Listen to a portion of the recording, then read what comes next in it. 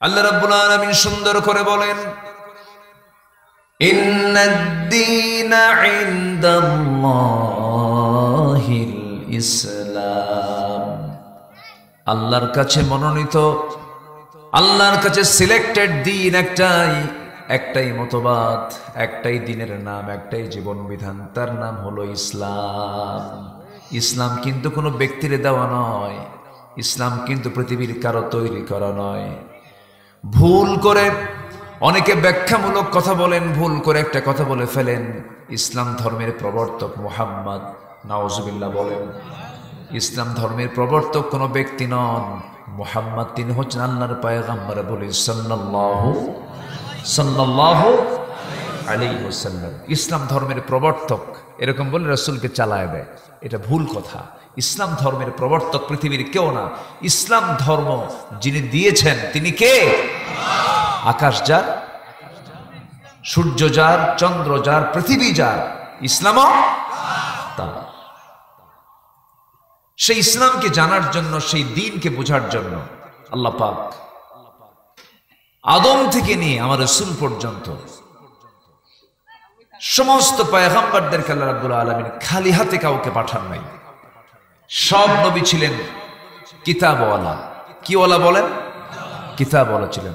সমস্ত নবীরাই কিতাব নিয়েছেন, কিতাব দিয়ে তারা কথা বলেছেন, কিতাবের বাইরে তারা কোথাও যান নাই। নিজের মস্তিষ্ক প্রসূত একটা ওয়ার্ড তারা উচ্চারণ করেননি। ইভেন আমার নবীজিকে আল্লাহ পাক এই ব্যাপারে স্পষ্ট জানিয়ে দিয়েছেন, ওয়ালাউ তাকাওয়ালা আলাইনা বা'দাল আকাবিল লাআখাযনা মিনহু বিল ইয়ামিন সুম্মা লাকাতা'না মিনহুল ওয়াতিন মা ইয়ানতিকু আনিল হাওয়া ইন হুয়া ইল্লা ওয়াহয়ুন ইউহা। একটা শব্দ তিনি উচ্চারণ করেননি যা ওহীর বাহিরে। ওহী যা এসেছে রাসূল তাই বলেছেন। সম্মানিত ভাইয়েরা, সেই কালামে হাকিম থেকে আমি কিছু কথা বলতে চাচ্ছি, আমাকে সময় দেবেন? আমাকে সময় দেওয়া যাবে তো? আমি এমন একটা থানায় এসেছি যে থানার নামই হলো কিশোরগঞ্জ। কোনো বুড়া টুরা নাই, সব কি কিশোর। এখানে কোনো বুড়া খুঁজে পাওয়া যাবে না, কিন্তু সব কিশোর। হ্যাঁ, মনের যৌবনই তো বড় যৌবন। অনেক যুবক আছে বুড়ার চেয়েও ভীতু, বুড়ার চেয়েও অচল, আছে না কিছু? আবার অনেক বৃদ্ধ মানুষ আছে যাদের মধ্যে যৌবনের গান খুঁজে পাওয়া যায়। বলি আলহামদুলিল্লাহ, জোরে বলি আলহামদুলিল্লাহ। আমাকে এটা দেরিতে উঠায় দিয়েছেন আপনারা। এটা 95% মাহফিল কমিটির একটা অভ্যাস, এটা বলে লাভ হয় না। ময়মনসিংহে একটা মাহফিল ছিল আমার, ময়মনসিংহে গত 4-5 বছর আগে। আমি রাত 8টায় সেই মাহফিলে গেলাম। বললো হুজুর খাওয়া দাওয়া করে, বালিশের কম্বল দিলাম, ঘুমা। তো বললাম ঘুমাবো তো, আমি আলোচনা উঠবো কখন? হুজুর গত বছর প্রধান মেহমান যে সময় উঠছে তার 1 ঘন্টা আগে আপনি উঠবেন। আমাকে ডাক দিল রাত 3টায়। কয়টায়? রাত 3টায় ডাক দিয়ে বললো হুজুর মঞ্চে চলেন, আপনার বয়ান 3:30টায়। গত বছর প্রধান মেহমান উঠছিলেন 4:30টায়, 1 ঘন্টা অগ্রগতি হয়েছে। আমার দেশ বিচিত্র, সবকিছুর একটা টাইম থাকে, কিন্তু সময় থাকে, সবকিছুর যৌবন থাকে। এই যে চাচা আছেন বসে, শরীর পারে না, কিন্তু বয়স হয়ে গেছে না। কত জায়গায় কত মিটিং, কত জায়গায় যেতে হয়, কিন্তু যৌবনে তিনি যে দৌড়টা মেরেছেন, সেই দৌড় কি এখন পারবেন? পারবে না বাবা, হয় না, পারি না। সবকিছুর একটা যৌবন কাল থাকে। মানুষের যৌবন কাল হলো 25 থেকে 40। 40 পার হলো তো দেখবেন যে চোখে কম দেখে, চামড়া ঢিল হয়ে যায়, দাঁত ভাঙ্গে, দাঁত উঠতে নেয়, এরকম বিভিন্ন সমস্যা। হুঁশে কম, রাগ বেশি, কথাই বলা যায় না। তো মাহফিলের যৌবন কাল হলো সর্বোচ্চ 9টা থেকে 11টা। সেই যৌবন কাল পার করে আমি উঠছি বুড়া কালে। এখন আমি এই যৌবনে আমি এখন কি কব বলেন? মানুষের তো এখন যাওয়ার সময় হয়ে গেছে। আমাকে সময় দেবেন তো নাকি? জোরে বলি ইনশাআল্লাহ। একটা লোক যেন না উঠেন। আমি কিন্তু ভুল করিনি, ভুল করেছে কমিটি, আমি আগিয়ে আসছি। যাই হোক, একটু সময় দিবেন। আর কি বলে কি বলে এই যে ডেকোরেটরের দায়িত্বে যারা আছেন, দুটো লাইট মাশাআল্লাহ হুজুরের চোখ বরাবর দিয়ে, হুজুরের চোখ যেন আজকেই কানা হয়ে যায়। এটা কোনো হলো? এটা কি সিস্টেম? এরা বোঝে কিছু নাকি? এটা থাকতে হয় চোখের উপরে, যেন চোখে কোনো তাপ না লাগে, চোখে কোনো চাপ না লাগে, পরে চোখ দিয়ে পানি ঝরে, জানেন? এগুলো বুঝতে হয়।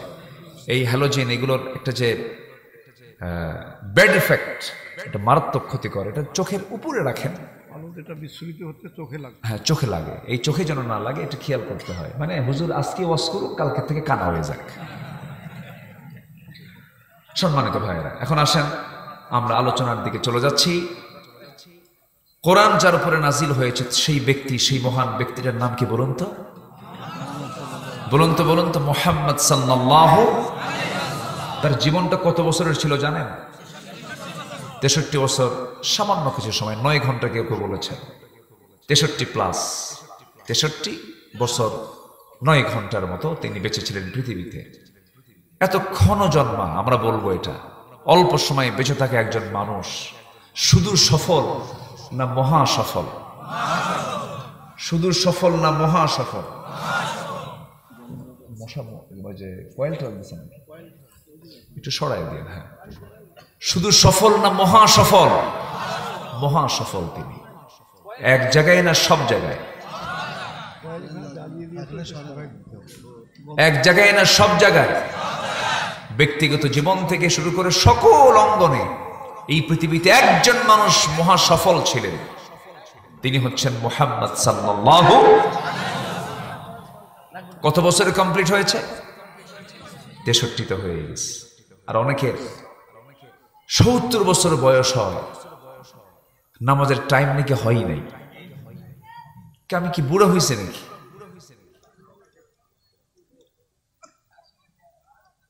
সত্তর বছর পার হয়ে যায়, চামড়াগুলো কুচকে গেছে, চামড়া টাইনে টাইনা শেভ করে, ইয়াং থাকতে চায় না।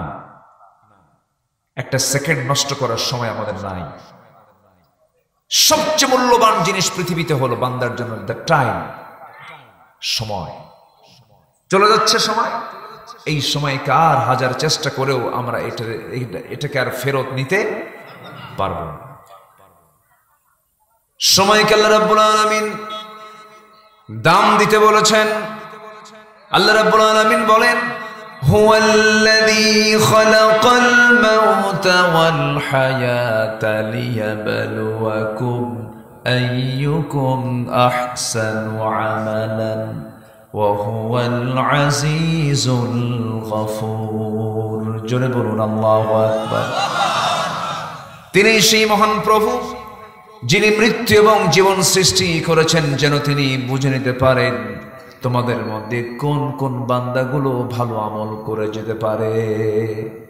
এই পৃথিবীতে আসার মূল লক্ষ্য ছিল হলো নেক আমল করা, ভালো আমল করা, ওজনে কম না দেওয়া, মিথ্যা না বলা, গীবত না করা, পরের ব্যাপারে সুচিন্তা করা, মনের মধ্যে কখনো হিংসা না লালন না করা, পরশ্রী কাতরতাগুলো না নিয়ে আসা, শৃঙ্খলপূর্ণ জীবনযাপন করা, সবার সঙ্গে মিলেমিশে চলা, প্রতিশোধ পরায়ণ না হওয়া, একটু ভুল হলে পরে তাকে ক্ষমা করে দেওয়ার চিন্তা মাথায় নিয়ে নেওয়া, এটাই তো মানুষের জীবনটা ছিল। কিন্তু আজকে আমার দেশে আবাদ হয় মানবতার না হিংসার।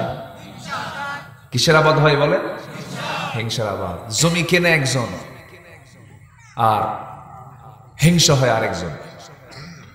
জমি কেনে একজন, ঘুম হয় না আরেকজন।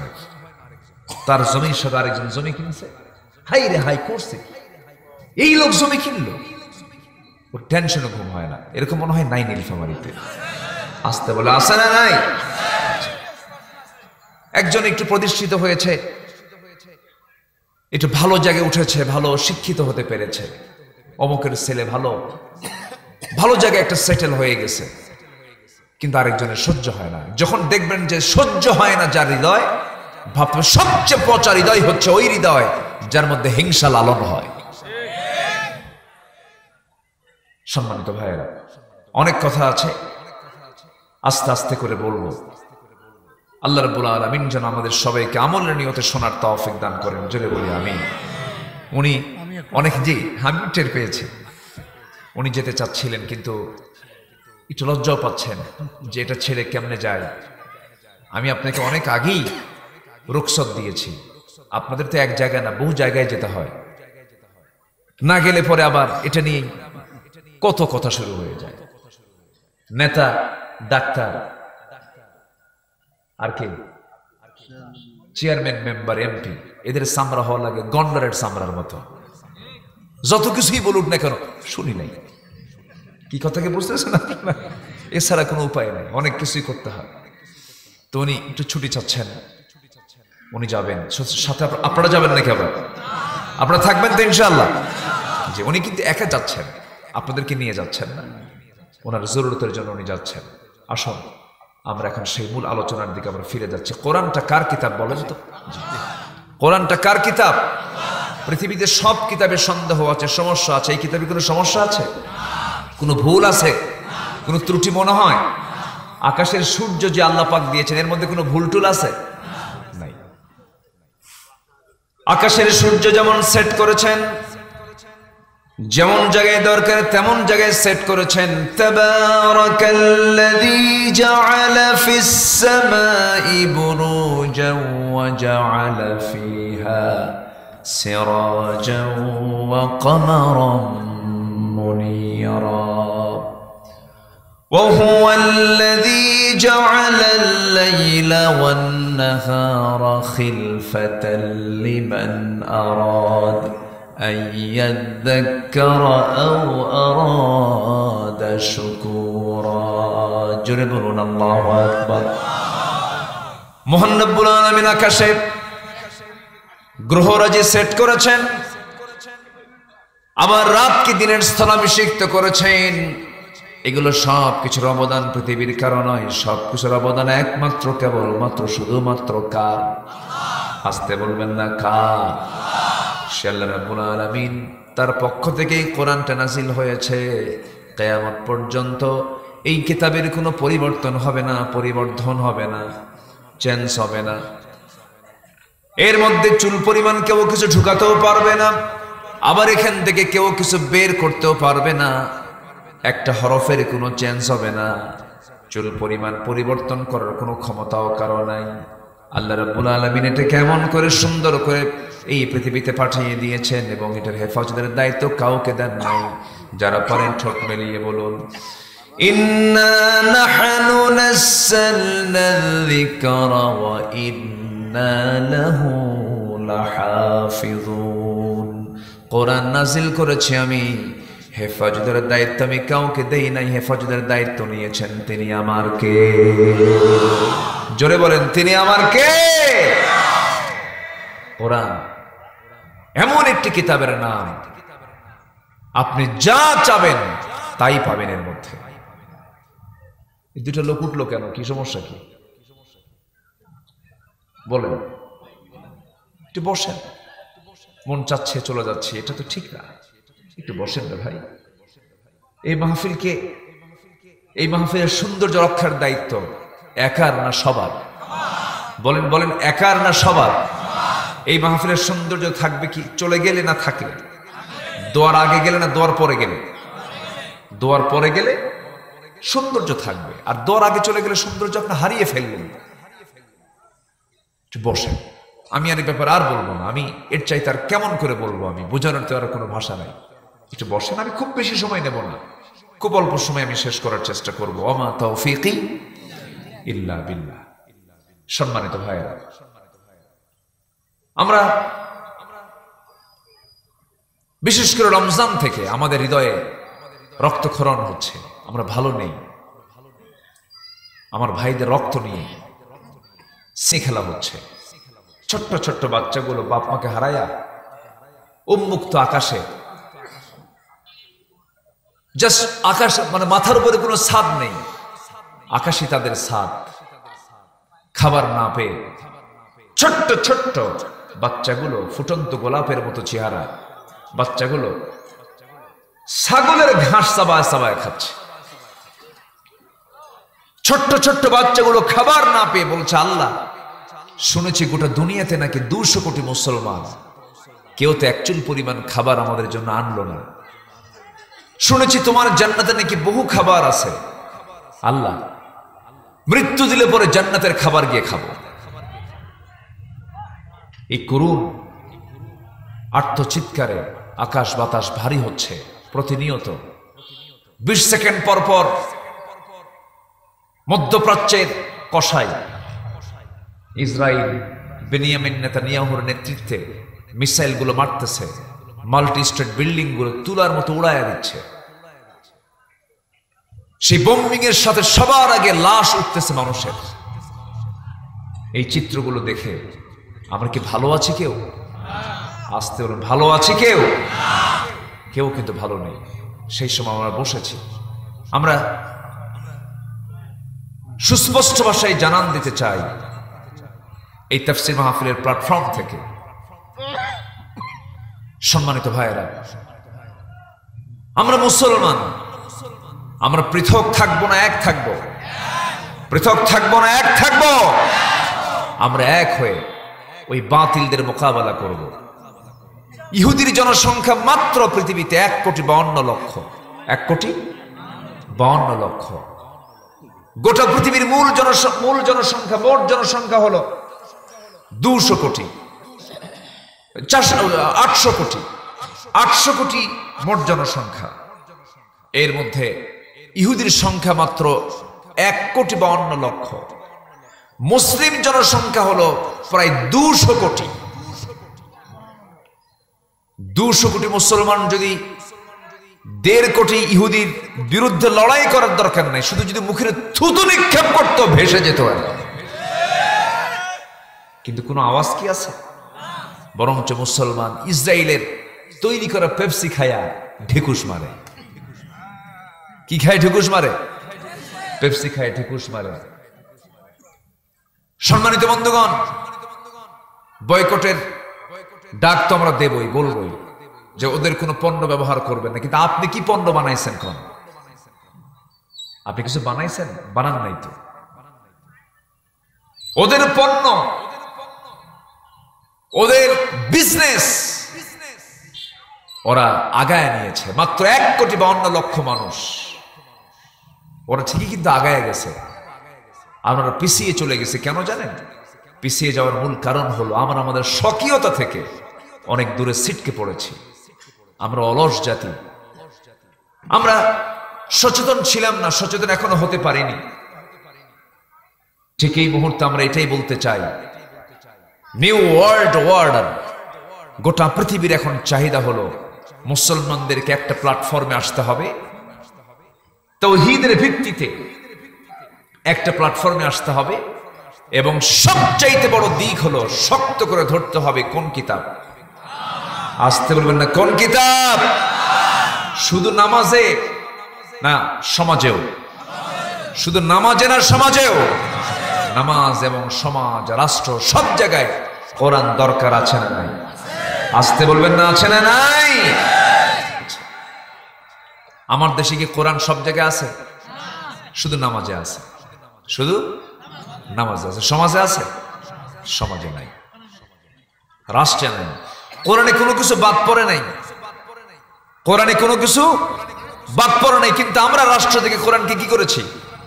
বাদ দিয়ে দিয়েছি। কোরআনের কোনো আইন আমরা রাখি নাই।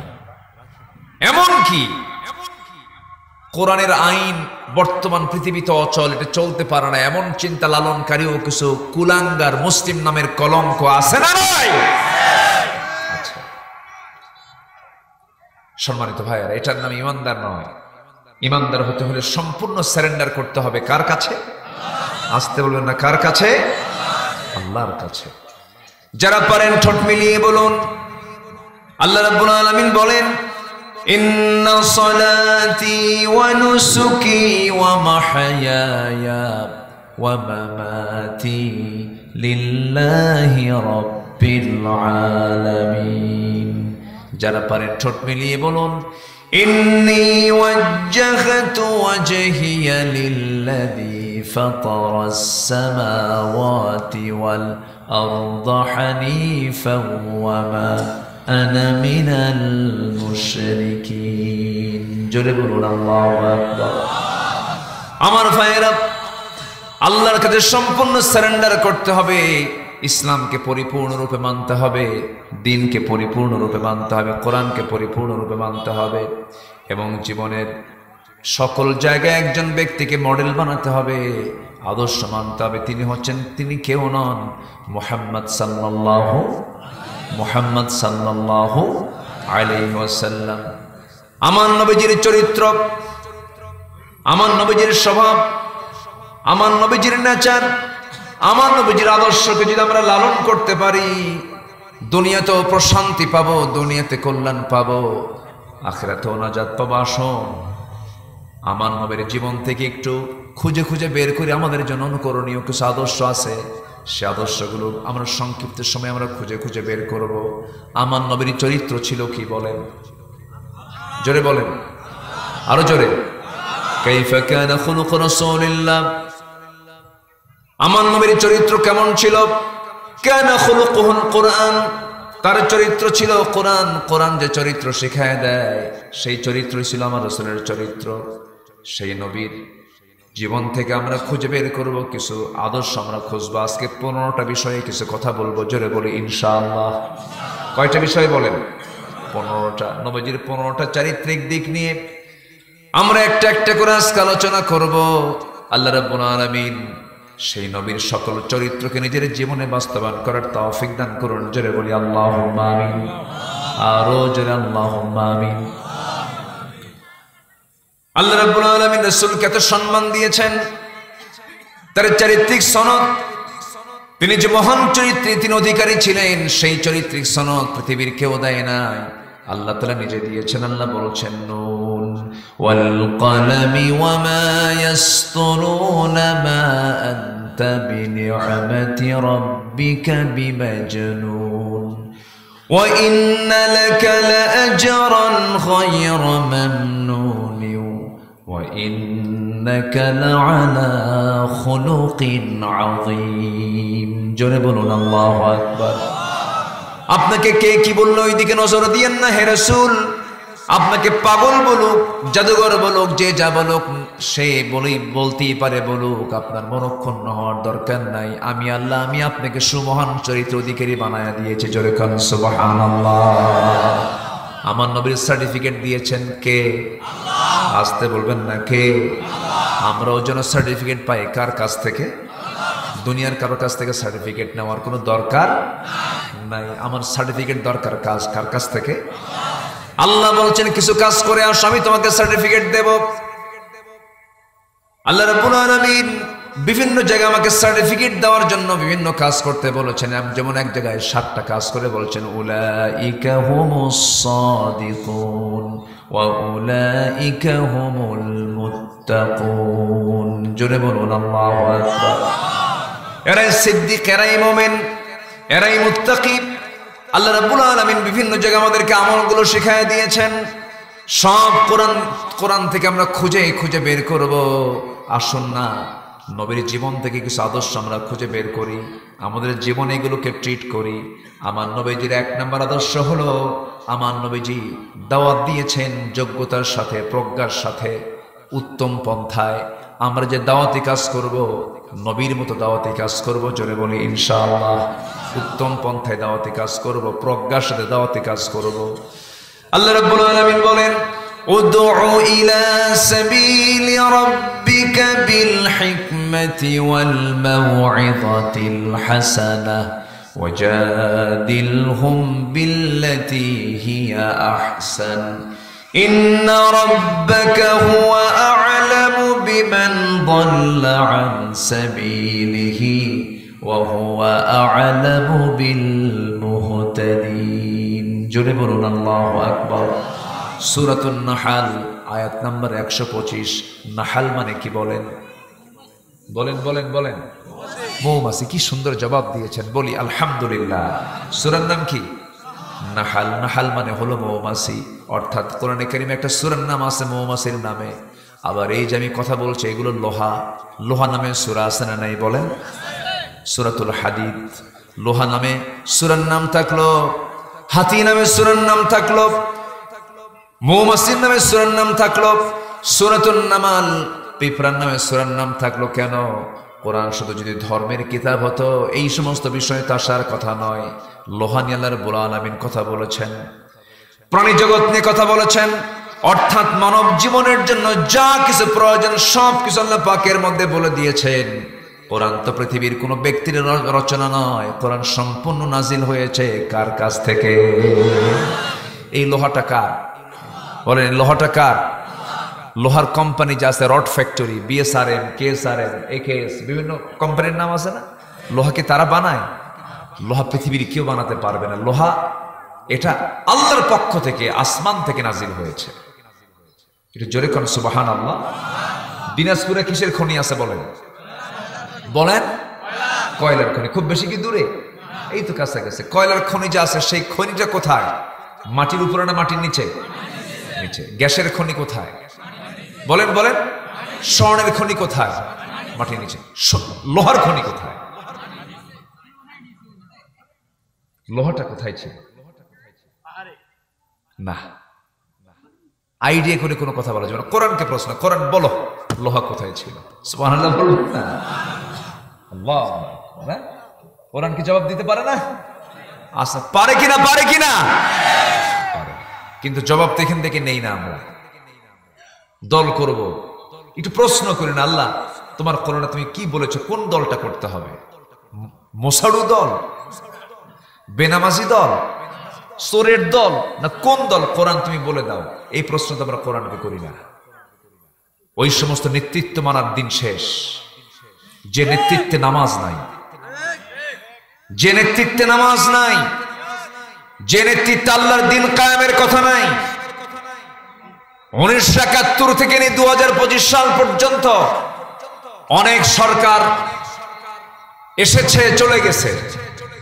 কেউ এই দেশ শাসন করেছে 25 বছর, কেউ চালিয়েছে 16 বছর, কেউ চালিয়েছে 9 বছর, কেয়ারটেকার গভর্নমেন্টটা চালাইছে কয়েক বছর। সব দেখা শেষ।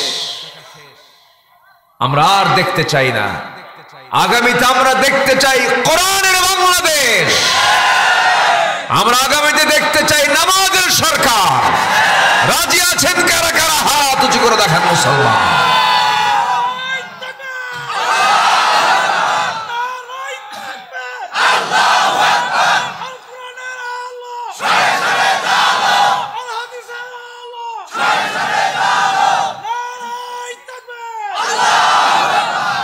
আল্লাহ কবুল করুন। জোরে বলি আমিন। আরো জোরে আমিন। হাত নামান। কষ্ট পেলেন মনে হয় নাকি? কষ্ট পাচ্ছেন? দেখলাম তো সবকিছু। চাঁদাবাজি দেখতে চাই না, সন্ত্রাসী দেখতে চাই না, ক্ষমতার মিস ইউজ, পাওয়ারের মিস ইউজ আমরা দেখতে চাই না। কোন থানায় কোনো হেলো চলবে না। থানা চলবে তার নিজস্ব গতিতে, কোর্ট চলবে তার নিজস্ব গতিতে। আইন সবার জন্য হতে হবে কি? এগুলোর কোন চিত্র আমরা আজ পর্যন্ত দেখতে পাইনি।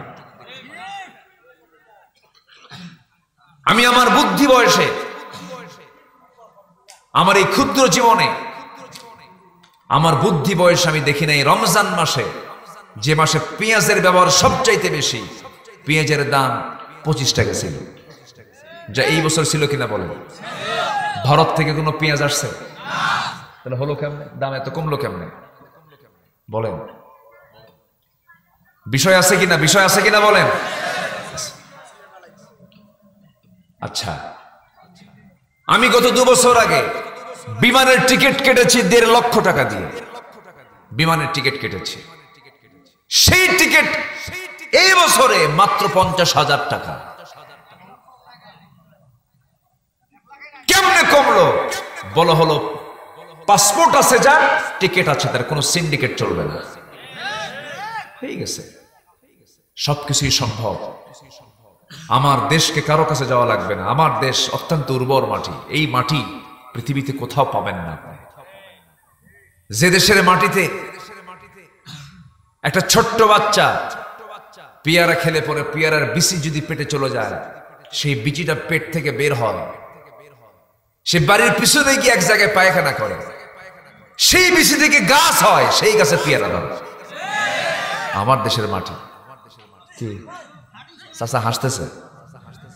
বাস্তব তো। কাঁচা মরিচ খাইছেন চাবায়া সকালবেলা পান্তার সাথে, মরিচ তো হজম হয়, বিচি দ্বারা হজম হয় না। ছাড়ছেন দিয়ে বাইরে, কয়েক মাস পর যায় দেখেন কয়েকটা মরিচ গাছ হয় আর সেখানে মরিচ ধরে আছে। আমার দেশের মাটি, সবকিছুই হয় আমার দেশের মাটিতে, কোনো অভাব হবে না। শুধু যদি নামাজি নেতৃত্ব আর কোরআনের নেতৃত্ব যদি বাংলার জমিনে জারি হয়ে যায়, কোনো অভাব থাকবে না। ওয়াদাকার আসতে ওয়াদাকার একটা সূরা সবারই মুখস্থ আছে, কিন্তু হয়তো বুঝতেন না, হয়তো অনেকে জানতেন না যে এই সূরার মধ্যে আল্লাহ পাক এই কথা কেমনে বলে দিয়েছেন। আপনি যদি ভয়মুক্ত থাকতে চান, আপনি যদি ক্ষুধা মুক্ত থাকতে চান, ভীতি মুক্ত ক্ষুধা মুক্ত যদি জীবন গড়তে চান, আল্লাহ সেই ফয়সালা সূরা কুরাইশে দিয়েছেন। আল্লাহ রাব্বুল আলামিন বলেন, যারা পারেন ঠোঁট মিলিয়ে বলুন, লিইলাফি কুরাইশিন ইলাফিহিম রিহলাতাশ শিতাই ওয়াস সাইফ ফালইয়াবুদু রাব্ব হাযাল বাইতিল্লাযী আত'আমাহুম মিন জু'ইন ওয়া আমানাহুম মিন খাউফ। ক্ষুধা দূর করতে চাও নাকি? ভয় দূর করতে চাও নাকি? ভীতি এবং ক্ষুধা দূর করার জন্য একটা কাজ তোমাকে করতে হবে, সেটা হলো কারো গোলামি করা যাবে না। একমাত্র গোলামি করতে হবে কাবার মালিক যিনি, তার ইবাদত করতে হবে, হুকুম মানতে হবে। কাবার মালিকের নাম কি? আরো জোরে বলেন, আরো জোরে বলেন। সেই কাবায়কে সবাই যাওয়ার শখ আছে নাকি? পৃথিবীর প্রথম ঘর কোনটা? বলেন বলেন বলেন বলেন। প্রথম কেবলা কোনটা? আকসা। আল্লাহ আকবার। প্রথম ঘর হলো বাইতুল্লাহ কাবা শরীফ, আর প্রথম কেবলা হলো বাইতুল আকসা। সুবহানাল্লাযী আসরা বিআবদিহি লাইলান মিনাল মাসজিদিল হারামি ইলাল মাসজিদিল আকসাল্লাযী বারাকনা হাওলাহু লিনুরিয়াহু মিন আয়াতিনা। জোরে বলুন আল্লাহু আকবার। আল্লাহ রাব্বুল আলামিন কাবার কথাও বলেছেন, আকসার কথাও বলেছেন। আমার বন্ধুগণ, পৃথিবীর প্রথম ঘর। আল্লাহ তুমি সবাইকে যাওয়ার তৌফিক দাও। আরো জোরে, আরো জোরে, আরো জোরে। সবাই যাবেন না? আল্লাহ কবুল করুন। প্রথম ঘর এটা লোহা। এই লোহা নিয়ে সূরা একটা আছে, সূরার নাম হচ্ছে সূরাতুল হাদিদ। সূরার নাম কি? হাদিদ। হাদিদ মানে হলো লোহা। তাহলে কয়লার খনি হলো মাটিতে, সোনার খনি মাটিতে, গ্যাসের খনি মাটিতে, কিন্তু লোহার খনিটা কোথায়? লোহা আসলো কোন জায়গা থেকে? আল্লাহ রাব্বুল আলামিন বলেন, ওয়া আনজালনাল হাদিদ ফীহি বা'সুন শাদীদুন ওয়া মানাফি'ু লিন-নাস। আমি লোহা নাজিল করেছি যাতে রয়েছে প্রচন্ড শক্তি এবং যাতে রয়েছে মানুষের জন্য নানাবিধ উপকার, বহুবিধ উপকার আছে। আমার বন্ধুগণ, লোহা ছাড়া কোনো কিছুই চলে না। একটা সুই বানাতেও কি লাগে? আরো জোরে বলেন। ধান লাগাইছেন আপনি, কাটবেন কি লাগে? কাঁচি কি দিয়ে বানায়? লোহা দিয়ে বানায়। লোহা ছাড়া কোনো উপায় নাই। এসেছি মাহফিলে, গাড়িতে চড়ে এসেছি, গাড়িতে লোহা, চলবেন যেখানে চলবেন, লোহা ছাড়া কোনো উপায় নাই। কিন্তু এই লোহাটা আল্লাহ রাব্বুল আলামিন নাজিল করেছেন আসমান থেকে। কেমন করে চিন্তা করে দেখুন, এই পৃথিবী নামক এই যে জায়গায় আমরা বসবাস করছি, এই পৃথিবীর যে আবহাওয়া, যে তাপমাত্রা, এখানে যে বসে আছি আমরা, এখানে 30 ডিগ্রি সেলসিয়াস তাপমাত্রা থাকতে পারে, 28 থেকে 30। এই তাপমাত্রা, সূর্যটা আমার কাছ থেকে এত দূরে থাকার কারণে এই তাপমাত্রা আমরা পাচ্ছি। কিন্তু সূর্যের কাছাকাছি আভ্যন্তরীণ যে তাপমাত্রা, সেই তাপমাত্রা হলো 15 million degree Celsius. 15 million degree Celsius তাপমাত্রা। কিন্তু এই যে আমরা লোহাটা দেখি, এই লোহাটা কেউ যদি বানাতে চায়, কেউ যদি তৈরি করতে চায়, শুধু সূর্যের তাপমাত্রা নয়, যে তাপমাত্রার প্রয়োজন, বিজ্ঞান বলতেছে লোহা তৈরিতে যে পরিমাণ তাপমাত্রার প্রয়োজন হবে তার পরিমাণ হলো 5 বিলিয়ন ডিগ্রি সেলসিয়াস। কেউ তো আল্লাহু আকবার বললেন না। পৃথিবীতে এমন তাপমাত্রা কোথাও আছে? সূর্যেরই তো নাই, পৃথিবীতে থাকবে কেন? তাহলে এই পৃথিবীতে সূর্যকেও, পৃথিবীতে লোহা কেউ বানাতে পারবে না, কোনোদিন সম্ভব নয়। তাহলে লোহাটা কেমন করে এই পৃথিবীতে আসলো? আল্লাহ রাব্বুল আলামিন ১৫০০ বছর আগে বলেছেন, ওয়া আনজালনাল হাদিদ, আমি আল্লাহ লোহা নাজিল করেছি। বিজ্ঞান বলতেছে কোন মহাশূন্যের মাঝে কোন সুপারনোভা, কোন গ্যালাক্সির ভিতরে কোন সুপারনোভার বিশাল বিস্ফোরণের মধ্য দিয়া লোহাগুলো উপর থেকে পৃথিবীতে এসে পড়েছে। মানে আল্লাহ রাব্বুল আলামিন বলছেন আমি লোহাকে নাজিল করেছি। জোরে কোন সুবহানাল্লাহ। কোরআন বলে দিচ্ছে, জোরে বলি সুবহানাল্লাহ। কোরআন যা বলে এটাই মহাসত্য। সূরার নাম যে প্রথম আয়াতটা আমি তেলাওয়াত করেছি, সূরাতুন নাহল। আল্লাহ পাক রাসূলকে প্রজ্ঞা এবং উত্তম পন্থায় তিনি দাওয়াত দিতেন। আল্লাহ পাক তাকে এই যোগ্যতা দান করেছিলেন। এটা এসেছে সূরাতুন নাহলের মধ্যে। নাহল মানে হলো কি? মৌমাছি। মৌমাছি কি সংগ্রহ করে বলেন? মানে কি সংগ্রহ করে? কিসের থেকে? খালি ফুল? ফুল, ফল, বিভিন্ন রস সংগ্রহ করে। কিন্তু মধু কি সংগ্রহ করে? আগে রস। আগে কি করে? রস। রস থেকে এমনি মধু হয় না, থামে, কথা আছে তো।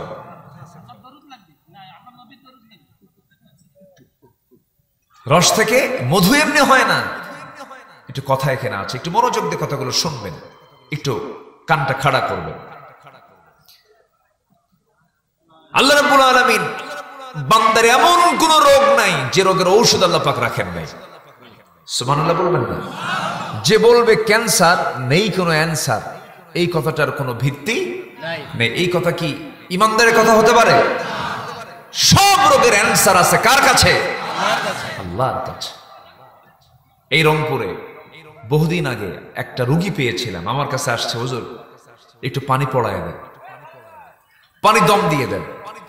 তো পানি দম দিয়ে দিলাম, আর আমার কাছে কান্দে আর বলে, হুজুর আমি ক্যান্সারের রোগী, আমাকে ডাক্তার ব্যাগ দিয়েছে, পাঠায় দিয়েছে, আমার কোনো চিকিৎসা নাই। এখন কি বেঁচে আছে কিনা জানি না। ওই লোকটার সাথে আমার প্রায় 9 বছর পর্যন্ত দেখা। যাকে টাইম দিল 7 থেকে 8 দিন বাঁচবেন, সে 9 বছর পর্যন্ত দিব্যি বেঁচে আছে, পান খায়। আলহামদুলিল্লাহ। আবার পান খাওয়া জায়েজ করলাম না, এটা ভাবেন না। পান খান, সমস্যা নাই, ওই যে পান খাওয়ান, সমস্যা নাই। পানের সাথে আবার হাকিমপুরি রহমতুল্লাহ কেন? এখানে কথা আছে, এখানে এটা কখনোই খাওয়া যাবে না, নেশার দিকে যাওয়া যাবে না। বসে। ক্যান্সারের অ্যান্সার কে বলেছে নাই? অবশ্যই আছে। দেখেন আল্লাহ পাক ওষুধ বানানোর জন্য মৌমাছিকে সিলেক্ট করলেন। মৌমাছি শক্তিশালী না মানুষ শক্তিশালী? এখানে যদি 20টা মৌমাছি ছেড়ে দেওয়া হয় থাকতে পারবেন? তো শক্তিশালী আপনি কন, বলেন ভালো করে কন। ছোট্ট একটা মৌমাছি, আল্লাহ রাব্বুল আলামিন এর মধ্যে কি কি দিয়েছেন দেখেন। এই মৌমাছিকে আল্লাহ পাক ওহী দিলেন। ওহী দিয়ে কি বললেন? আল্লাহ রাব্বুল আলামিন বলেন, ওয়া আওহা রাব্বুকা ইলান নাহলি আন ইত্তাখিযি মিনাল জিবালি বুয়ুতা। আমি মৌমাছিকে ওহী করে দিলাম, সুন্দর করে গাছের ডালে ডালে, বড় বড় বিল্ডিং এর ছাদের নিচে সুন্দর করে বাসা বানায় নাও। এমন সুন্দর মৌচাক সে বানায় ফেললো, গোটা দুনিয়ার সমস্ত আর্কিটেক্ট, সমস্ত ইঞ্জিনিয়ারদেরকে এক জায়গায় করে যদি বলা হয় একটা মৌচাক বানাও, কিয়ামত হয়ে যাবে, কেউ কি মৌচাক বানাতে পারবে নাকি? পারবে না। এই ছোট্ট মৌমাছির মাথার মধ্যে এই প্রজ্ঞা দিয়েছেন তিনি আমাকে। এত সুন্দর করে সে মধু সংগ্রহ করে। বিজ্ঞান বলতেছে 550 মৌমাছি 20 লক্ষ ফুলের উপরে যখন সে চলতে পারে, 550 মৌমাছিকে 20 লাখ ফুলে ভ্রমণ করতে হয়, প্রায় প্রত্যেকটা মৌমাছিকে 80,000 কিলোমিটার পথ পাড়ি দিলে পরেই দিতে পারলেই 1 পাউন্ড মধু তৈরি হয়।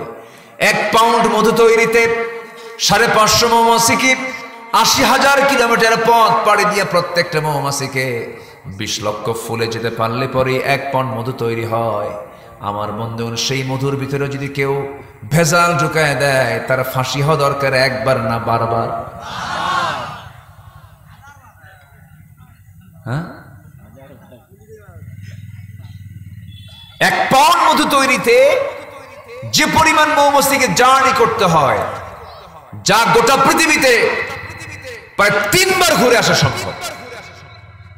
1 পাউন্ড মধু তৈরি করা লাগে, তৈরি করতে এত পরিশ্রম মৌমাছিকে করতে হয়। আমার বন্ধুগণ, এখানে শেষ নয়। ওই মধুগুলো যখন সংগ্রহ করতে যায়, আমাদের পেটের মধ্যে পাকস্থলী হলো একটা পাকস্থলী, স্টমাক মাত্র একটা, কিন্তু আল্লাহ রাব্বুল আলামিন প্রত্যেকটা মৌমাছির ভিতরে স্টমাক রেখেছেন, পাকস্থলী রেখেছেন, 2টা পাকস্থলী রেখে দিয়েছেন। একটা হলো তার খাবার, জীবন ধারণের জন্য একটা পাকস্থলী দিয়েছেন, আরেকটা দিয়েছেন হলো হানি স্টমাক, মধু রাখার পাকস্থলী। শুধু মধুই রাখবে, ওই জায়গায় মধু ছাড়া কিছুই থাকবে না। যখন সে কোনো ফুলে পড়ে, কোনো ফলে পড়ে, কোনো রস সংগ্রহ করতে নাই, সেই সময় সে রসগুলো মুখে নিয়ে আসে না, সে ওই হানি স্টমাকে মধুর পাকস্থলীতে সে রেখে দেয়। রেখে দিয়ে এখানে আল্লাহ রাব্বুল আলামিন সুন্দর করে প্রসেস করেন, মধু তৈরি করেন। আল্লাহ তাআলা বান্দা রোগ সারানোর জন্য যে পেট সিলেকশন করেছেন, সে কার পেট বলেন? বলেন, কিসের পেট বলেন? ইয়াখরুজু মিন বুতুনিহা শারাবুন মুখতালিফুন আলওয়ানুহা ফীহি শিফাউন লিন্নাস। জোরে বলুন আল্লাহু আকবার। আল্লাহ 1500 বছর আগে বলছেন, সেই মৌমাছির পেট থেকে মধুগুলো বের হয় নানা রং বেরঙের, যার মধ্যে আমি আল্লাহ রাব্বুল আলামিন মৃত্যু, রোগ ছাড়ার সমস্ত রোগের ঔষধ দিয়ে দিয়েছি। জোরে কোন সুবহানাল্লাহ।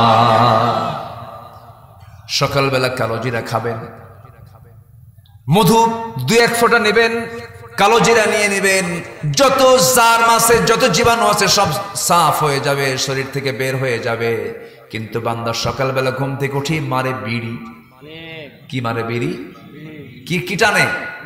প্রতি টানে, তৃপ্তি আনে, খাও। বান্দা সুস্থ হবে কেমনে?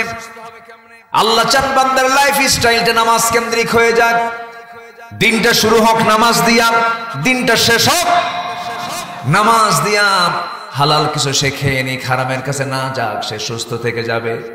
আমার বন্ধুগণ, এই জন্য আল্লাহর কাছে আমরা এই দোয়াটাই করব। সবাই বলেন, রব্বানা আতিনা ফিদ দুনিয়া হাসানাহ ওয়া ফিল আখিরাতি হাসানাতাও ওয়া কিনা আযাবান নার ওয়াজআলনাল জান্নাতা মাআল আবরার। জোরে বলুন আল্লাহু আকবার। আরেকটা খাবার আছে, সেটা হলো আজওয়া নামক খেজুর। রাসূল খুব পছন্দ করতেন। রাসূল নিজে বলেছেন, যে ব্যক্তি প্রত্যেকদিন সকালবেলা খালি পেটে আজওয়া খেজুর 7টা করে 7 দিন খাবে, আল্লাহ রাব্বুল আলামিন পৃথিবীর সকল অনিষ্ট থেকে আল্লাহ রাব্বুল আলামিন তাকে বাঁচায় দিবেন। আরেকটা পানি আছে, সেই পানিটার ঠিকানা হলো আল্লাহর ঘরের সাথে, সেই পানির ঠিকানা কাবা ঘরের ঠিক পাশাপাশি সেই জমজম কূপটা আল্লাহ রাব্বুল আলামিন হাজার হাজার বছর আগে আল্লাহ পাক সেখানে দিয়ে দিয়েছেন। এই জমজম কূপের পানিটার বৈশিষ্ট্য হলো পৃথিবীর সকল পানি পান করলে তৃষ্ণা নিবারণ হয়ে যায়, কিন্তু জমজম কূপের পানি পান করলে তৃষ্ণাও মিটে, ক্ষুধাও মিটে যায়। জোরে বলে সুবহানাল্লাহ। বেশ কয়েক বছর আগে ইউরোপ থেকে একজন মুসলিম হজ করতে এসেছেন, আমিও গেছি সেই জায়গায় হজ করতে। সেই বছর সেই ইউরোপিয়ানকে দেখতে পেলাম, ধবধবে চেহারা সেই লোকটাকে দেখতে পেলাম। সে করতেছে কি, জমজম কূপের পানি ট্যাপ থেকে বারবার বের করছে, মাথায় ঢালতেছে, গায়ে ঢালতেছে, পায়ে মাখতেছে, গায়ে লাগাচ্ছে। আমার কাছে এটা মনে হলো যে সে অপচয় করতেছে। এটা আমি কাছে চলে গেলাম, বললাম, ভাই আপনি এগুলো করেন কেন? জমজম তো পান করার জন্য, জমজমকে আপনি এমন করে নষ্ট করতেছেন কেন? তিনি আবেগ আপ্লুত হয়ে বলছেন, ভাইজান আমার বেশ কিছুদিন যাবত আমার স্কিন ক্যান্সার হয়েছে, স্কিন ক্যান্সার ডাক্তার বলে দিয়েছে আমার চামড়ায় ক্যান্সার হয়ে গেছে। আমি চলে আসলাম মক্কায়। আজ 20-25 দিন যাবত আমি শুধু একটা মাত্রই কাজ করে যাচ্ছি, সেটা হলো জমজম খাচ্ছি, জমজম গায়ের চামড়ায় লাগাচ্ছি, বারবার করে ঢালছি, আল্লাহর কাছে সাহায্য চাচ্ছি। গত 3-4 দিন আগে মেডিকেল রিপোর্ট করেছি, মেডিকেল পরীক্ষা করে দেখি আমার চামড়ায় আর স্কিন ক্যান্সার নাই। ওষুধ আছে কিনা বলেন? আসতে ওষুধ আছে না নাই? জিকির করি লা ইলাহা, আরো জোরে লা ইলাহা সুবহানাল্লাহ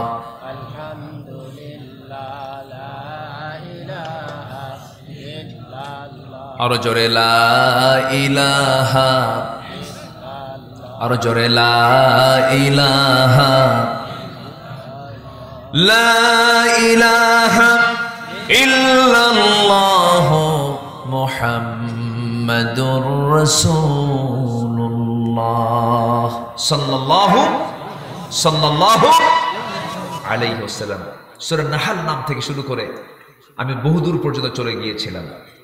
আমার নবীজির জীবনে মুমিনদের জন্য অনুকরণীয় 15টা আদর্শ, এর মধ্যে 1 নম্বর আদর্শ হচ্ছে রাসূল দাওয়াত দিয়েছেন উত্তম পন্থায়। আমরাও দাওয়াত দেব উত্তম পন্থায়, জোরে বলি ইনশাআল্লাহ। কার পথে দাওয়াত দেব? আসতে বলুন, কার পথে দাওয়াত দেব? এই দাওয়াতি কাজ কি শুধু একার না সবার? আলেমদের, হাফেজদের না সবার দায়িত্ব? সবার দায়িত্ব দাওয়াতি কাজ করা। আমরা দাওয়াতি কাজ করব, জোরে বলি ইনশাআল্লাহ।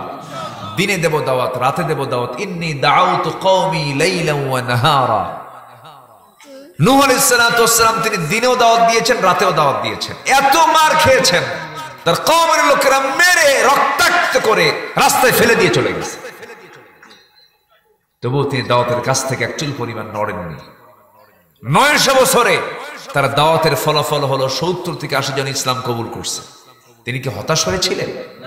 হতাশ হননি। আমরা দাওয়াতি কাজে কখনো হতাশ হব না। সাহায্য করবেন কে?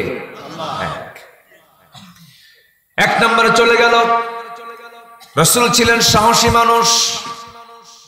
নবীজির ভিতরে চুল পরিমাণ কোনো ভীতি কখনো কাজ করে নাই, শুধু ভয়টা কাজ করেছে। কার ভয়? আসতে বলবেন না, কার ভয়?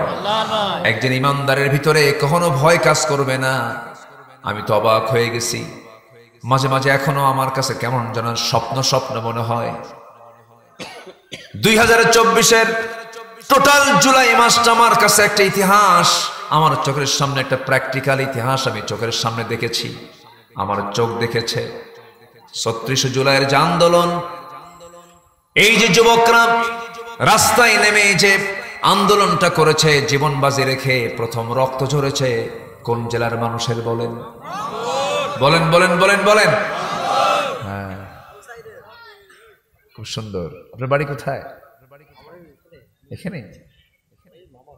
মাশাআল্লাহ। দাড়িটা রেখে দিবেন। হ্যাঁ, রাখবেন ইনশাআল্লাহ। বলেন তো, দাড়ি রাখলে খুব সুন্দর দেখা যাবে না? চেহারা তো সুন্দর মাশাআল্লাহ। প্রথম কাতারে সবারই মুখে দাড়ি আছে, শুধু আপনারটাই মাইনাস হয়ে আছে। আল্লাহ দাড়িওয়ালা হওয়ার তৌফিক দান করুন, জোরে বলি আমিন। রাগ করলেন না তো? রাগ করলেন না তো? জি, সম্মানিত ভাইরা, রক্ত ঝরেছে প্রথম রংপুরে। আমি আবু সাইদের বাড়িতে গিয়েছি, জাফরপাড়া, পীরগঞ্জে। আমি মাহফিল করেছি, সে আবু সাইদ আমার মাহফিলে আলোচনাও শুনেছে, আমাকে চিনে, আমাকে জানে। এই যে আবু সাইদরা যে জীবনটা দিল, কেন জানেন? এটার মূল কারণ হলো জুলুম থেকে জাতিকে বাঁচানোর জন্য। কি থেকে বলেন? কি থেকে? জুলুম কাকে বলে তার বাস্তব রূপ, বাস্তব দেখেছেন হলো এদেশের অগণন মানুষের কলেজার টুকরা আল্লামা সাইদ রাহিমাহুল্লাহ। এমন কোন জুলুম করা হয়নি যা তার উপরে বাদ ছিল। রিমান্ড থেকে শুরু করে নিয়ে জেলখানায় অমানবিক ভাবে মাত্র 9 টাকার ইফতার তাকে দেওয়া হয়েছে, খাইতে দেওয়া হয়নি, টর্চার করা হয়েছে, বহু কিছু তার উপরে করা হয়েছে। সম্মানিত ভাইয়েরা, এই জুলুম থেকে জাতিকে রক্ষা করার জন্য এই যুবকরা রাস্তায় নেমেছিল। তারা বলেছিল আমাদেরকে অধিকার দেওয়া হোক, আমরা শিক্ষার্থী, আমরা মেধা, আমরা যোগ্যতা হাসিল করেছি, আমাদেরকে চাকরি দেওয়া হোক, কোটাকে বাতিল করা হোক। ওই দিক থেকে প্রাইম মিনিস্টার বলে ফেললেন রাজাকারের নাতিপুতিরা চাকরি পাবে। এটা কি বিনয়ের কথা না অহংকারের কথা? বলেন বিনয়ের কথা না অহংকারের কথা? একটা পক্ষ মুক্তিযোদ্ধার, আরেকটা পক্ষ হলো রাজাকার। এটাকে পক্ষ 54 বছর পর্যন্ত চালিয়েছে এরা। এটার জনগণ খায় নাই, রাজাকার ট্যাগ এটার চলে নাই, এগুলোর মানুষ গ্রহণ করেনি, রাস্তায় নেমে পড়েছে। জুলুম থেকে বাঁচার জন্য বুকের তাজা প্রাণ ঢেলে দিয়েছে। ভয়ে না সাহসে? ভয়ে না সাহসে?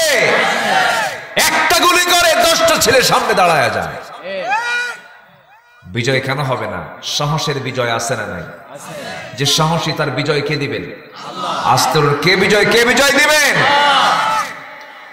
আল্লাহ রাব্বুল আলামিন বলেন ইল্লা তানফিরু ইউআযিবকুম আযাবান আলীমান ওয়া ইস্তাবদিল কওমান খায়রাকুম ওয়া লা তাদুররুহু শাইআ। তোমরা যদি পালন করতে, তোমাদের উপর একটা জালিম শক্তি আবার চেপে আসতো, তোমরা তার কোনো ক্ষতি করতে পারতে না। এই জন্য যে জাতি ভীরু হয় সে জাতি কখনো সফলতা অর্জন করতে পারে না। যে জাতি সাহসী, বিজয়টা দিয়ে দেন কে? আজ তো বিজয়টা দিয়ে দেন কে? আমরা ভীত হব না সাহসী হব? পিঠ দেখাবো না বুক দেখাবো? বুক দেখাবো, কিন্তু বাতিলের শক্তির কাছে মাথা নত করবো না। আল্লাহ রাসূলকে এত সাহস দিয়েছেন দেখেন, কে না জানেন হিজরতের রাতে আমার নবীজি ঘর থেকে বের হয়ে উল্টা দিকে চলে গেলেন, জাবালে সূরে গিয়ে আশ্রয় নিলেন। কয়জন? আরেকজনকে কে বলেন? সাইয়েদনা আবু বকর রাদিয়াল্লাহু তাআলা আনহু। ইতিহাসগুলো তো একটু জানা দরকার, ভুল করা যাবে না। বলেন কে ওনার সাথে? কে বলেন? إذ هما في الغار إذ يقول لصاحبه أبو بكر إن لا تحزن إن الله معنا। কি অসীম সাহস আল্লাহ পাক তার বুকে দিয়েছেন, সিনায় দিয়েছেন। আমার নবীজি দুজন মিলে ওই গর্তের মধ্যে তার আশ্রয় নিয়েছেন। শত্রুপক্ষ দরজার সেই গুহার মুখোমুখি পৌঁছে গেছে, কাছাকাছি পৌঁছে গেছে। তরবারির ঝলকানি আবু বকরের চোখে লেগেছে, থরথর করে তিনি কাঁপতেছেন। আমার রাসূল বলছেন আবু বকর চিন্তা করো কেন, আমরা শুধু দুজন, ওরা শত শত থাকুক না কেন, আমরা দুজন হতে পারি, কিন্তু আমাদের সাথে আরেকজন আছেন, তিনি আমাদের আল্লাহ তাআলা। জোরে কোন সুবহানাল্লাহ। ভয় না সাহস? ভয় না সাহস? যার আল্লাহ আছে পৃথিবীর কেউ তাকে পরাজিত করতে পারবে না। আমার কে আছে? আমার কে আছে? আল্লাহ রাব্বুল আলামিন বলেন ফাসদা বিমা তু'মার ওয়া আ'রিদ আনিল মুশরিকিন। জোরে বলুন আল্লাহু আকবার। আমার বন্ধুগণ, আবার নিজের সাহস তৈরির জন্য দোয়া শিখিয়ে দিয়েছেন। যারা পারেন ঠোঁট মিলিয়ে বলুন ربنا أفرغ علينا صبرا وثبت أقدامنا فانصرنا على القوم الكافرين। জোরে বলুন আল্লাহু আকবার। আরো জোরে বলুন আল্লাহু আকবার। নাম্বার 3 হলো, নাম্বার 1 হলো উত্তম পন্থায় দাওয়াতি কাজ করা, নবীজির অনুকরণীয় আদর্শ। নাম্বার 2 হলো সাহসিকতা, ভীরু হওয়া যাবে না। নাম্বার 3 হলো ধৈর্য ধারণ, ধৈর্য ধরতে হবে। 15টা আদর্শ আমরা তুলে ধরবো আজকে। কয়টা বলেন? 15টা। সবাই শুনবেন না ইনশাআল্লাহ? নাম্বার 1 মুখস্থ করে নেই, উত্তম দাওয়াত। বলেন কি দাওয়াত? উত্তম পন্থায় দাওয়াত। নাম্বার 2 হলো ভয় না সাহস, ভয় না সাহস। নাম্বার 3 হলো রাগ না ধৈর্য, রাগ না ধৈর্য। আসেন দোয়া করে দিই। দোয়া করবো না? ওই যে ওঠে 2-1 করে। হ্যাঁ, এই ডায়াবেটিস তো হবে। একটু বসে আর একটু সময় আমি শুধু পয়েন্টগুলো শেষ করে দেব। আপনারা এত সুন্দর মানুষ, এত রাতে বসে আছেন, বলি আলহামদুলিল্লাহ। মা বোনরা কি মাহফিলে আসছে? মা বোনরা আছে মাহফিলে? তাদের বসার ব্যবস্থা করেছেন? আসছে, মায়েরা আসছে? জি মাশাআল্লাহ। আল্লাহ তুমি মাদের অংশগ্রহণকে তুমি আল্লাহ কবুল করো, জোরে বলি আল্লাহুম্মা আমিন। মায়েরা মাহফিলে প্রচুর হয়, মাহফিলে আসে, মারা মাহফিলেও যায় আবার মার্কেটেও যায়, দুই দিকে যায়। মাহফিলে বোরকা পরে আসে আর মার্কেটে লিপস্টিক লাগায় যায়। আমি কি ভুল বললাম? মাহফিলে আসে একদম গা পা ঢেকে, একদম রাবিয়া বসরি। আর যখন মার্কেটে যায় এমন ঝাঁঝালো সেন্ট মাখে, 14 হাত দূর থেকে টের পায় যাচ্ছি। নাউজুবিল্লাহ বলুন না, এগুলো করা যাবে না। মা, আপনাকে পরপুরুষ থেকে আপনাকে আড়ালে থাকতে হবে। আপনার চামড়া, আপনার সৌন্দর্য, মাথার চুল থেকে নিয়ে পা পর্যন্ত সকল কিছু ঢেকে রাখতে হবে পরপুরুষ থেকে। সকল সৌন্দর্য দেখানোর জায়গা শুধু এক জায়গায়, সে কে দেখবে? যার স্বামী নাই, বয়ফ্রেন্ড দেখবে। হ্যাঁ, তাহলে মেয়েরা যে বিয়ের আগে অথবা বিয়ের পরে যে স্বামী ছাড়াও যে সাজে, সাজগুজ করে যে বাইরে বের হয়, দেখায় কারে? ওই যে একজন রিক্সাওয়ালা দেখে, আর কেউ দেখে না, শুধু রিক্সাওয়ালাই দেখে না। জাতীয় জাতীয় ভাবে দেখে, জাতীয় সবাই দেখে, সবাই দেখো আমারে, আমি কত সুন্দর না। নাম্বার 3 হলো ধৈর্য ধরতে হবে। আমরা কি রাগী হব না ধৈর্যশীল হব? রাগ না ধৈর্য? গুণ কোনটা? রাগ গুণ না ধৈর্য গুণ? ধৈর্যটাই গুণ। রাগের জন্য কোনো শিক্ষা লাগে না, রাগ কোনো যোগ্যতা নয়, কিন্তু ধৈর্য ধরতে যোগ্যতা লাগে। আপনাকে একজন কথা বলে ফেললো, কথার পৃষ্ঠা আপনি কথা বললেন না, ধৈর্য ধরলেন। কিন্তু আপনি রেগে গেলেন, সঙ্গে সঙ্গে আপনি হেরে গেলেন। রাগ করবেন তো আপনি হেরে যাবেন, শরীরটাও নষ্ট হয়ে যাবে। রাগ বেশি থাকার কারণে অনেকে স্ট্রোক করে রাগ করতে নেই মরে, আসে না নাই? খেপছে আসে না নাই বলেন তো? রেগে গেলেন, আপনি অসুস্থ হয়ে গেলেন। রাগ কোনো যোগ্যতা নয়। রাগের মাথায় কিছু কিছু স্বামী আছে, বউরে সকাল বিকাল তালাক মারে। একটু রাগ উঠলি কয় তালাক। এক মহিলা আমার ফোন দিয়ে বলে, হুজুর আমার স্বামী সকালেও তালাক দেয়, বিকালেও তালাক, আমি কি আসি না নাই? কি কথা কি বুঝতেছেন? আমার স্বামী সকালেও তালাক দেয়, বিকালেও তালাক, আমি কি আসি না নাই? এরকম কিছু অসভ্য স্বামী নাই? আসতে বলবেন না, আছে না নাই? ওর মধ্যে কি ধৈর্য আছে? নাই, যা মুখে আসে তাই বলে। ইমানদারের মুখে যা আসবে তা বলবে না। ইমানদার ভেবে চিন্তে কথা বলবে, কারণ ইমানদারের কথা হবে খুব মেপে চেপে কথা হবে। ইমানদার কখনো বাজে কথা বলবে না, বাজে কাজ করবে না, বাজে কিছু খাবে না, বাজে জায়গায় বসবে না। কি কথা ক্লিয়ার? ইমানদার বাজে কথা বলবে না, বাজে কিছু খাবে না, বাজে জায়গায় বসবে না, বাজে কোনো চিন্তা করবে না। হারাম কাজের সঙ্গে ইমানদারের কোনো সম্পর্ক থাকবে না। ইমানদারের জীবনটা হবে ভিন্ন ধরনের, তার পার্সোনালিটি থাকবে, ব্যক্তিত্ব থাকবে।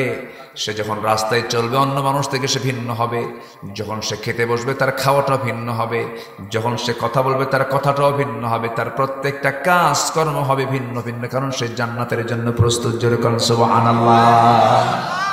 জান্নাত কি সুশৃঙ্খলের জন্য না উশৃঙ্খলের জন্য? সুশৃঙ্খল জীবন যার আছে তার জন্য জান্নাত আছে। ধৈর্য ধরবো আমরা, ধৈর্য আছে যার, বিজয় আছে তার।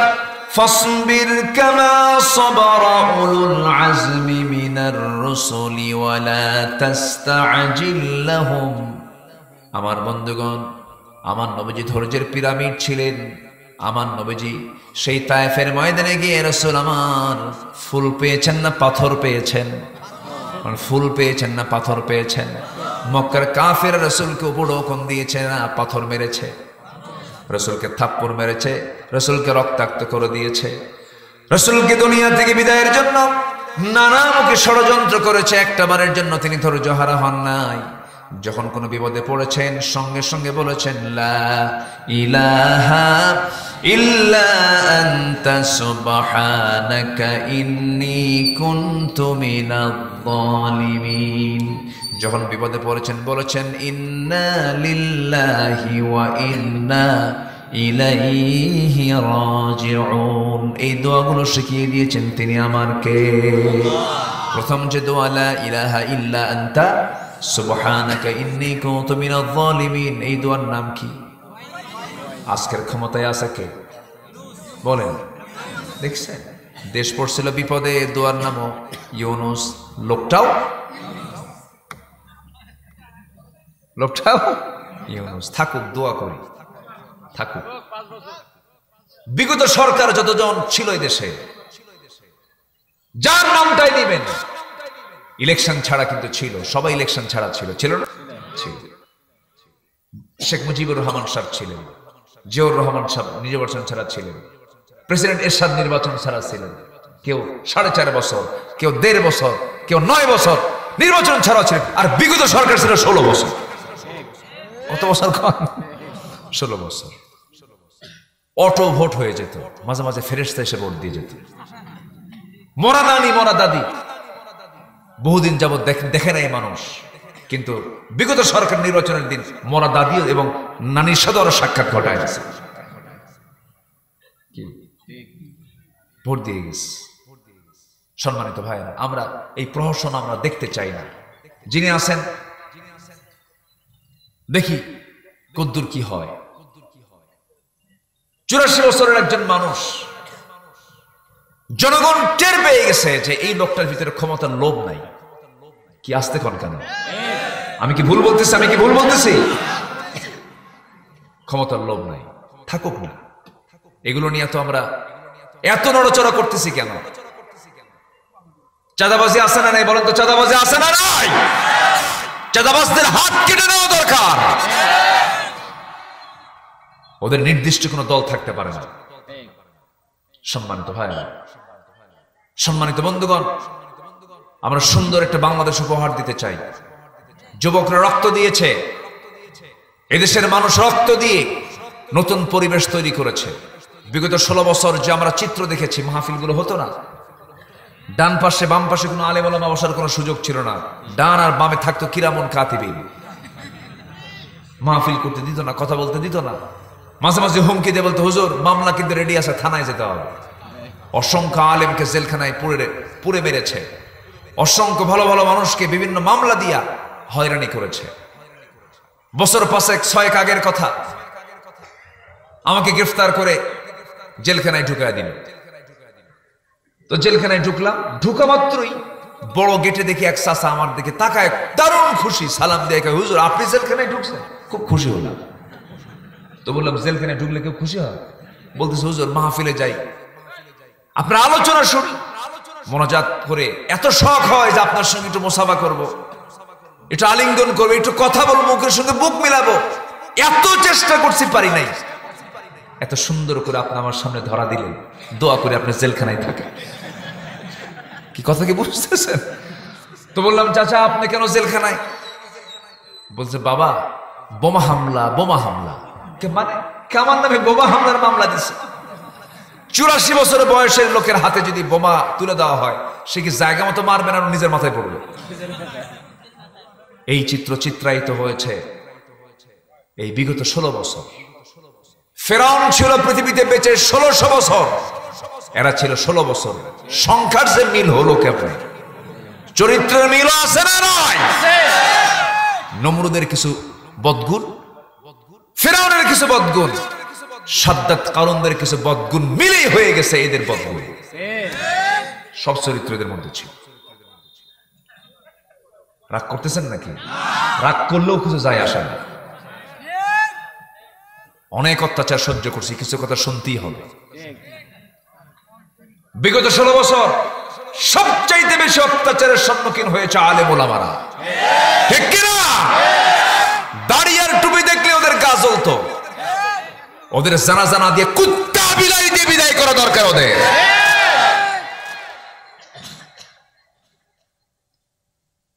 কিছু জেলখানায় ঢুকে আছে এখন, এর মধ্যে একটা দরবেশ আছে, দরবেশ মাথা থেকে পা পর্যন্ত সাদা, হঠাৎ করে বাঁচার জন্য কালো করছে, মাথার চুল কালো বানায়া দাড়ি কাইটা লুঙ্গি পরে নৌকে ছুটছে ভুল করে, আবার ধরছে কোস্টগার্ড ধরে বলতেছে আইনমন্ত্রীকে স্যার চিনি চলেন থানায় চলেন। আমি কি একা আসছি? আমি কি একা আসছি? আমি জামাতের সাথে আসছি। কে? কই যে বসে আছে? লুঙ্গি পরা লোকটাকে চিনি না তো, মাথার চুল কালো, ভালো করে দেখো দরবেশের ভান ধরছে।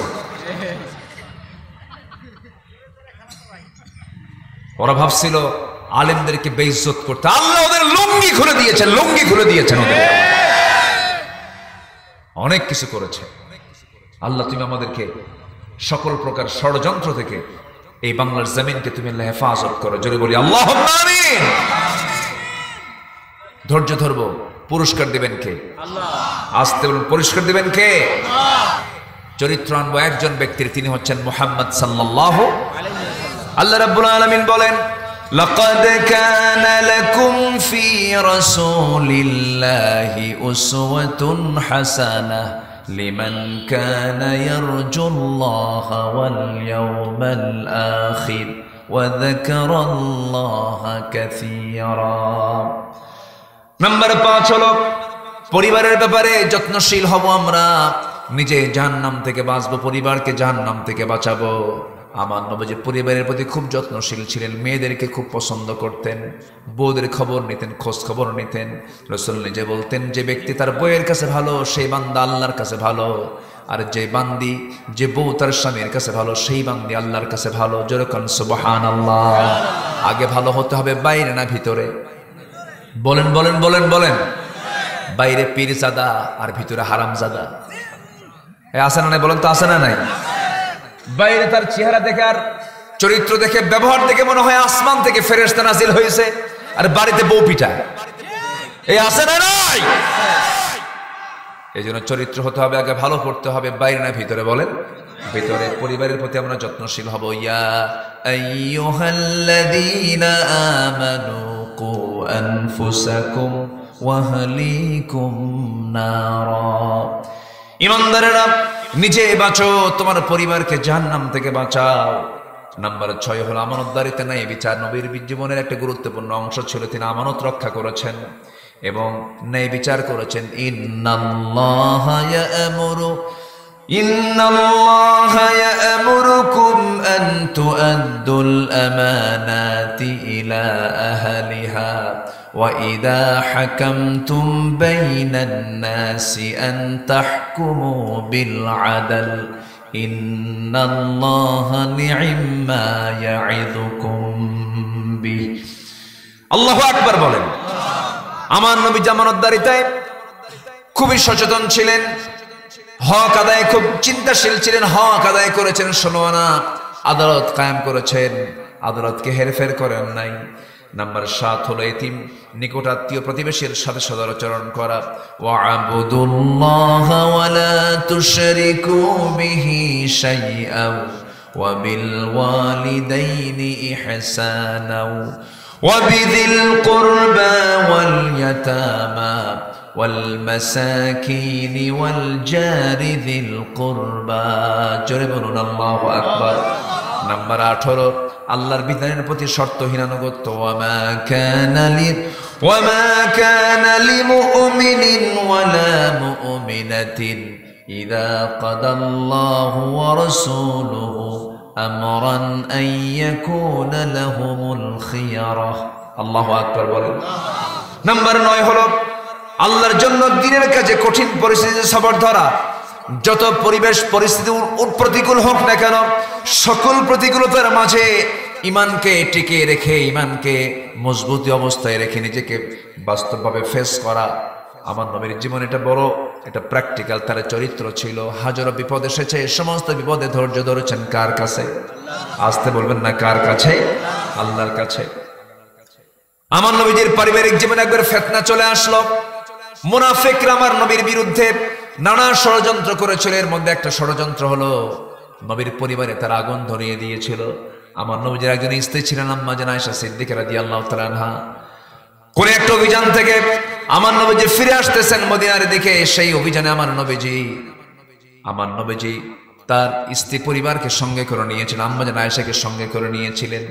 ফেরার পথে আম্মাজান আয়েশা তিনি উটের পিঠে চড়েছেন, মদিনার দিকে ফিরবেন। আমার নবীজি সাহাবে কেরামকে বলছেন, সাহাবীরা শোনো, সবাই তো মদিনার দিকে ফিরতেছি, হঠাৎ করে কোন সাহাবী যদি বাদ পড়ে যায়, হেরে যায়, সবার পরে সাফওয়ান তুমি আসবে পিছে পিছে, যারা বাদ পড়ে যাবে সেই বাদ পড়া লোকগুলোকে তুমি তোমার নিজ দায়িত্বে মদিনা পর্যন্ত পৌঁছায় দেবে। কেউ তো বাদ পড়ে নাই, বাদ পড়েছেন আমার নবীর স্ত্রী আম্মাজান আয়েশা সিদ্দিকা রাদিয়াল্লাহু তাআলা আনহা।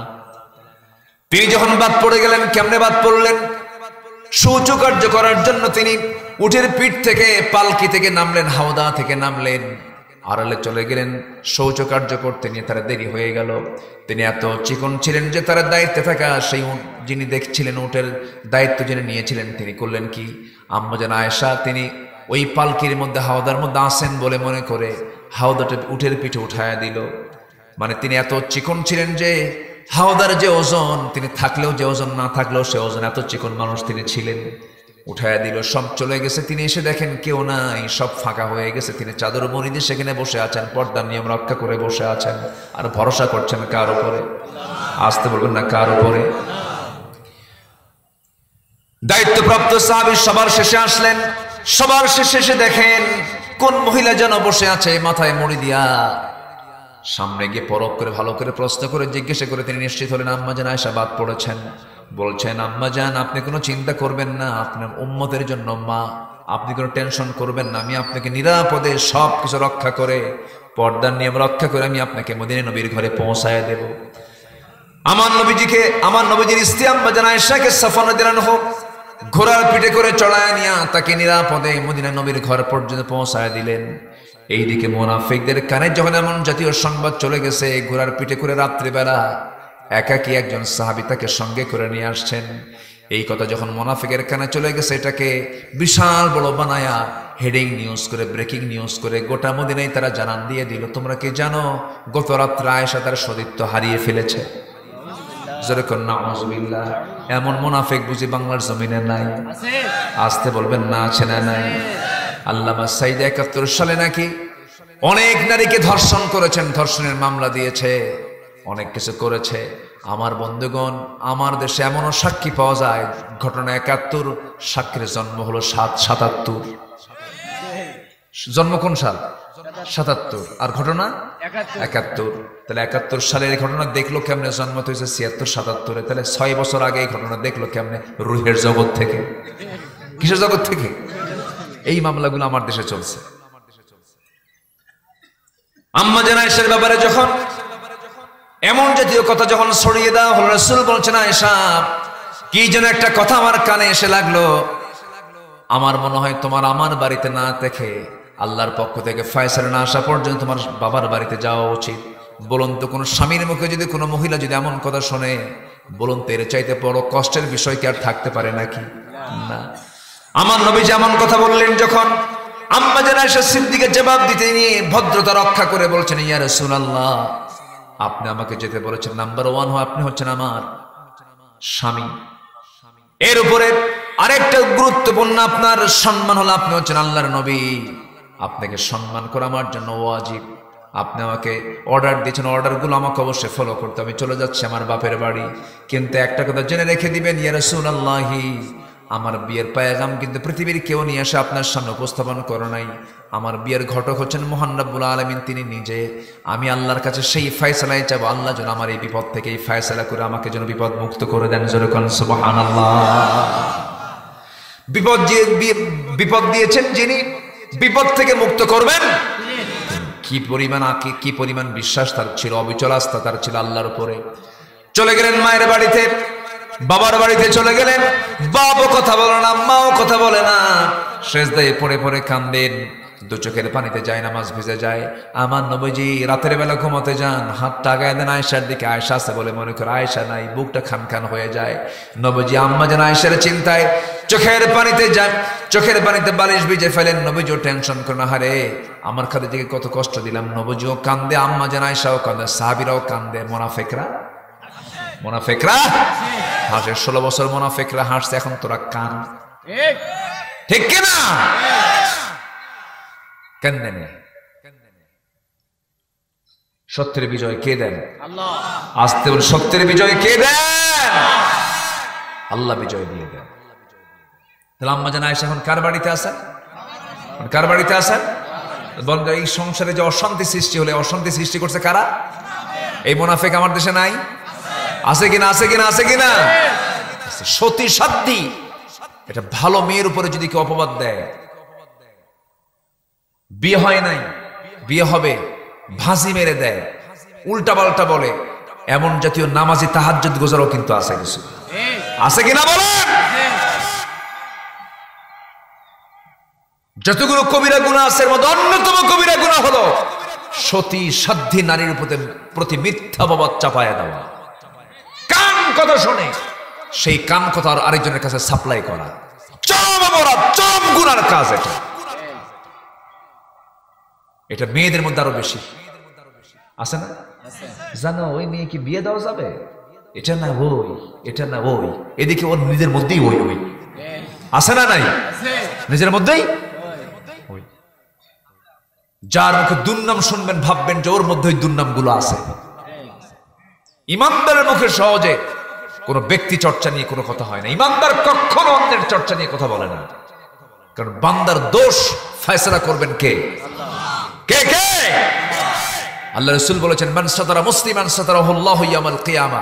যে ব্যক্তি কোনো মুসলমানের দোষকে আড়াল করবে, আল্লাহ তাআলা কিয়ামতের দিন তার দোষকে আড়াল করবে।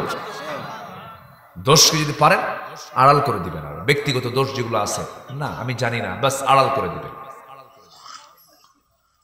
কঠিন সিচুয়েশনে ধৈর্য ধরবো আমরা কার কাছে? আল্লাহর কাছে। তাহলে বিজয় দিবেন কে? আল্লাহ। বেশ কয়েকদিন পরে ওহী নাযিল হয়ে গেল, ইন্নাল্লাযীনা জাউ বিল ইফকি উসবাতুম মিনকুম। হে রাসূল, আয়েশা সম্পর্কে আপনাকে যা মুনাফিকরা শুনিয়েছিল সম্পূর্ণ মিথ্যা বানোয়াট, এগুলোকে আপনি বিশ্বাস করবেন না। আপনি যান আয়েশাকে আপনি আপনার ঘরে নিয়ে আসেন, সে পূত পবিত্রা নারী, তার মধ্যে কোনো সমস্যা সতীত্ব তার আছে, কেউ তার সতীত্ব নষ্ট করে নাই। নবীজি আনন্দ চিত্তে তিনি এবার চলে গেলেন শ্বশুর বাড়ি। কিসের বাড়ি? শ্বশুর বাড়ি চলে গেলেন। আম্মা জান আয়েশাকে ডাকছেন, আয়েশা কোথায় তুমি? তিনি কোনো জবাব দিচ্ছেন না। এবার তিনি একটু প্রশংসাসূচক শব্দ প্রয়োগ করে বলছেন, হুমায়রা তুমি কোথায়? লাল টুকটুকে কোথায়? মেয়েদেরকে যত প্রশংসা করবেন তারা বেজার না খুশি? আসতে বলেন না, বেজার না খুশি? মেয়েদেরকে প্রশংসা করবেন, মেয়েরা খুশি হয়ে যায়। আর পুরুষকে প্রশংসা করবেন, পুরুষকে এত প্রশংসা করিস কেন, মতলব কি? কি কথা বোঝেন নাই? পুরুষরা প্রশংসা পেলে খোঁজে যে ও আমার এত প্রশংসা করে, দেখতে তো ওর ধান্দা কি দেখতো। আর মেয়েদের প্রশংসা করলে মেয়েরা কি করে? দারুণ খুশি, জানো আমার কি প্রশংসা করছে, খুব খুশি। আল্লাহ পাক এই নেচার দিয়ে বানিয়েছেন পুরুষকে নারীকে। ঘরের মধ্যে ঢুকিয়ে বলছেন, আয়েশা কোথায়? হুমায়রা কোথায়? আল্লাহর পক্ষ থেকে আয়াত নাজিল হয়ে গেছে, আসো। আল্লাহ পাক তোমার শানে আয়াত নাজিল করেছেন। তিনি বলছেন, আমি এই মুহূর্তে আমি ইব্রাহিমের আল্লাহর প্রশংসা করি। কার আল্লাহ? রাসূল বলছেন, আয়েশা রাগ এখনো কমে নাই কেন? তুমি আল্লাহর না বলে তুমি ইব্রাহিমের আল্লাহর বললা, মানে তোমার রাগ এখনো আছে। যখন সুবহানাল্লাহ চলে গেছে কোন নবীর কাছে? বলেন কোন নবীর কাছে গেছেন? কত বড় মেধাবী ছিলেন তিনি, বলে ফেলেন আমি ইব্রাহিমের আল্লাহর প্রশংসা করি। আল্লাহু আকবার। রাসূল বলছেন, আয়েশা তোমার রাগ এখনো কমে নাই, চলো। সাথে করে নিয়ে আসলেন। এই যে কঠিন পরিস্থিতি, ভরসা করেছেন কার উপরে? আল্লাহর উপরে। জীবন চলার পথে এরকম বহু পরিস্থিতি আসবে, আমরা ধৈর্য ধরবো আল্লাহর উপরে। নাম্বার 10, ইমানের পথে অবিচল থাকা। ইমান নিয়ে টিকে থাকতে হবে, ইমানকে বিক্রি করা যাবে না। 10 টাকা পেলাম, ইমান বেঁচে খেলাম। দলীয় একটা পথ পেলাম, যে দলের নেতারা গাঁজা খায়, মদ খায়, নামাজ নাই, দলীয় একখান পথ পায়, সেই দিকে চলে গেছে। আছে ইমান? আছে ইমান? আছে। ইমানের পথে আমরা অবিচল থাকবো। 11, আল্লাহর প্রতি তাওয়াক্কুল, ভরসা করবো কার উপরে? আল্লাহর উপরে। ওয়াকাফা বিল্লাহি ওয়াকিলা ফাহুয়া হাসবুহ। নাম্বার 12, কাজে কর্মে পরামর্শ করব। কাজে কর্মে একা সিদ্ধান্ত না, পরামর্শ করব। এটা নবীজির চরিত্র ছিল। রাসূল একা কোনো কাজ করতেন না। বিনম্র স্বভাব হব এবং ক্ষমাশীলতার চিন্তা মাথায় নিয়ে আসব। নাম্বার 14 হলো কুফরের প্রতি কঠোর হব। যারা কাফির তাদের ব্যাপারে নরম না কঠোর? নরম না কঠোর? কঠোর হতে হবে। নাম্বার 15 হলো মুমিনের প্রতি আমরা দয়াশীল হব। পরস্পরের মধ্যে দয়া কমান দরকার না বাড়ান দরকার? বলেন বলেন বলেন বলেন। আজকের মুসলমানদের মধ্যে ভ্রাতৃত্ব, রহম, করম, দয়া, মায়া বেড়ে গেছে না? বেড়ে গেছে না, শুধু কমেই গেছে? কমে গেছে। এটা কি করতে হবে? যত বাড়াবো বিজয় আমাদের হাতে আসবে। বিজয় কাদের হাতে আসবে? আমাদের হাতে আসবে। এই 15টা গুণ আমরা শিখে নেব আমাদের জীবনে বাস্তবায়ন করার জন্য। আল্লাহ কবুল করুন, জোরে বলি আমিন। আমি আর কথা বাড়াবো না, জোর করে আপনাদেরকে বসায় রেখেছি, কষ্ট পেয়েছেন আপনারা মনে হয়। শ্রোতা কিন্তু বিভিন্ন প্রকার থাকে। কিছু শ্রোতা থাকে হুজুরের মোশান টোশান দেখার জন্য আসে, একটু স্লোগান টোলোগান কেমন মারে এরকম জন্য কিছু আসে। কিছু শ্রোতা আসে না, দিন শোনার জন্য আসে। অনেক ভাই চলে গেছেন, অনেক দূর থেকে আসছেন, এটা একটা কারণ। যে যেখানে আসছেন আলহামদুলিল্লাহ, আমরা সবার জন্য দোয়া করি। ফজর পড়বেন তো সবাই? কারা কারা ফজর পড়বেন? কারা কারা দেখি জোরে বলি ইয়া আল্লাহ। আমাদেরকে ফজর, জোহর, আসর, মাগরিব, ইশা 5 ওয়াক্ত সালাত আদায় করার তৌফিক তুমি আল্লাহ দিয়া দাও, জোরে বলি আমিন। হাত নামান। জি, আমরা বসে পড়ি। আরে কিসের গজল? আল্লাহ আল্লাহ কি যে মধুর নাম। সবচেয়ে মধুর নাম কার? আল্লাহ। বলেন আল্লাহ আল্লাহ কি যে মধুর নাম। ধরার তামাম মনি মুক্তায় পন্না হীরা সোনা দায়, হয় না তাহার দাম। আল্লাহ আল্লাহ কি যে মধুর নাম। ডাকলে ও নাম সোহাগ ভরে, নিত্য জোয়ার প্রেম সাগরে। ডাকলে ও নাম মনেরই কাবায়, নাচে রক্ত ঘাম। আল্লাহ আল্লাহ কি যে মধুর নাম।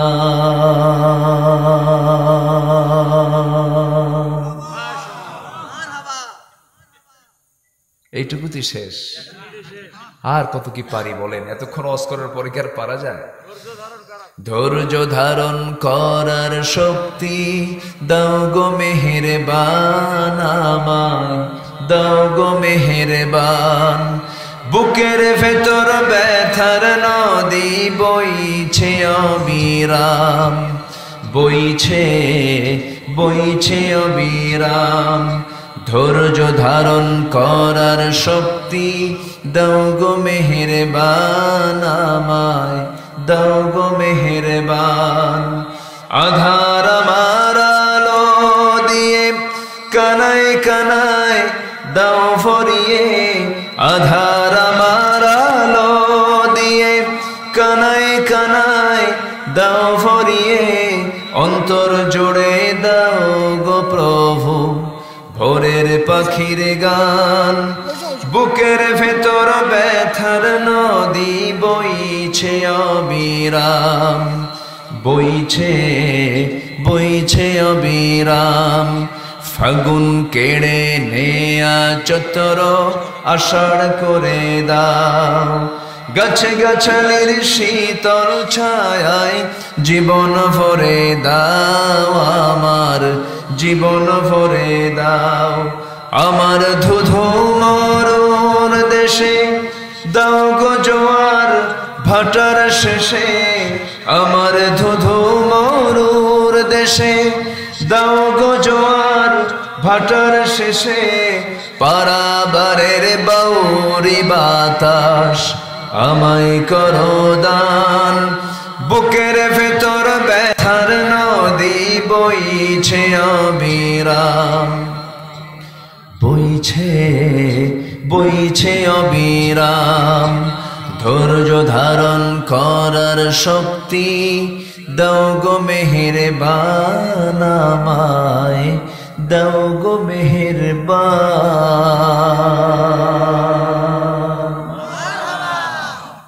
জি, আমরা সবাই নামাজের মতো করে বসি, দোয়া করবো আল্লাহর কাছে।